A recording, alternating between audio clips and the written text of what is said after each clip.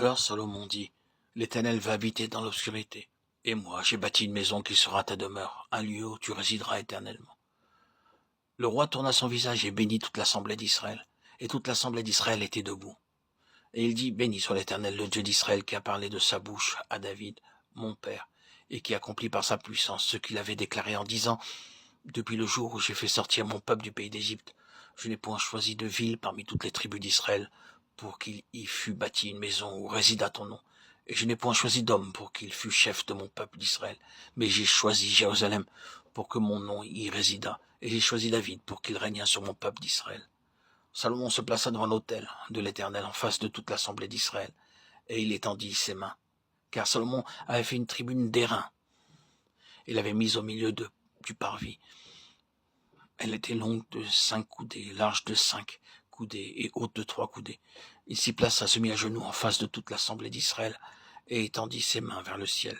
2 Chroniques 6, 1, 6, 13. Il s'humilia lui-même devant tout le peuple, en sorte qu'ils ne donnèrent pas gloire à Salomon pour avoir construit le temple, mais ils donnèrent gloire à Dieu. Sinon, ils auraient honoré le roi Salomon en disant, c'est lui qui a construit ce beau temple.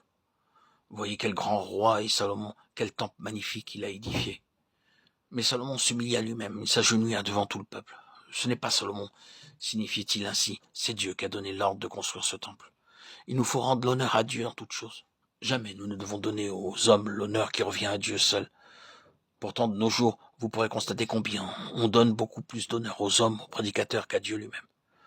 Les gens s'imaginent qu'en exaltant et en élevant sur un piédestal les prédicateurs, ils pourront de cette manière attirer plus de gens dans leur assemblée. Au contraire, il en résultera plus de pauvreté et pas de croissance. Salomon, en ce qui le concernait, continua à prier en toute humilité. Dieu répondit, l'Éternel apparut à Salomon pendant la nuit et lui dit, j'exauce ta prière et je choisis ce lieu comme la maison où l'on devra m'offrir des sacrifices. Quand je fermerai le ciel et qu'il n'y aura point de pluie, quand j'ordonnerai aux sauterelles de consumer le pays, quand j'enverrai la peste parmi mon peuple, si mon peuple, sur qui est invoqué mon nom, s'humilie, prie et cherche ma face, et s'il se détourne de ses mauvaises voies, je l'exaucerai des cieux, je lui pardonnerai son péché, je guérirai son pays. Mes yeux seront ouverts désormais, et mes oreilles seront attentives à la prière faite en ce lieu.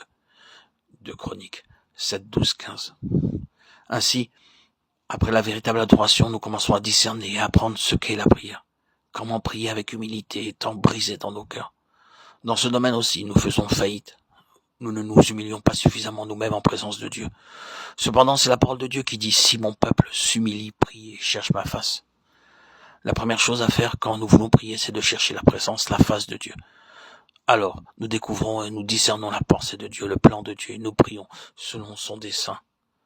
Ce n'est que par la suite que les prêtres et tout l'ordre du sacerdoce furent introduits dans la maison de Dieu. C'est alors seulement que le souverain sacrificateur put exercer correctement son ministère. Et beaucoup de gens vinrent ensuite s'approchant de Dieu par le souverain sacrificateur pour recevoir la réponse de Dieu à leurs problèmes. Lorsque l'œuvre du temple fut achevée, ainsi du reste que celle du tabernacle, lorsque Moïse entrait dans la tente d'assignation pour parler avec l'Éternel, il entendait la voix qui lui parlait du haut du propitiatoire placé sur l'arche du témoignage entre les 2 chérubins, et il parlait avec l'Éternel. Nombre 7, 89.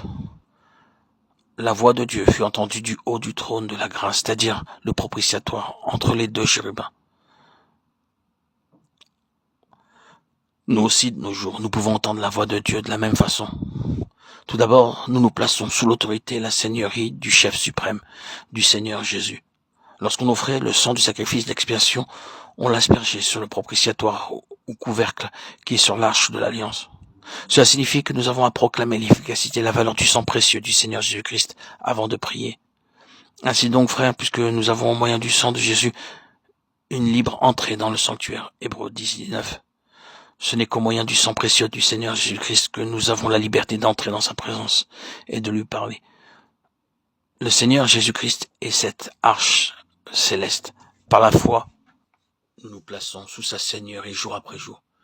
Mais avant de pouvoir l'entendre nous parler par la même foi, nous nous plaçons sous son sang précieux pour nous laver, nous purifier et nous épurer, car il se peut que nous soyons souillés par nos pensées, nos paroles ou nos actes.